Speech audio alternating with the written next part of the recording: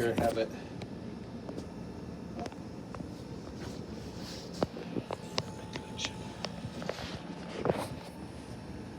Okay. Over in Lake Zurich, Max. Here's his 60,000 BTU, 90. It's 90%, and we're moving it to 96%. That's where the coil's gonna go. Looks like it's uncased.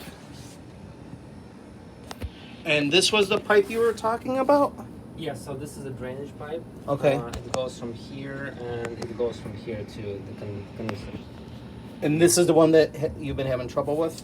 Well, not exactly, right? So it goes all the way down over there. You can Okay. see the wall. Okay. Yeah. So you can see it goes along this wall over there, and there is no pitch. It just straight like that. And the vent or the drainage is behind that bucket, So or? it goes all the way there, and Oh. then it turns and it comes right here.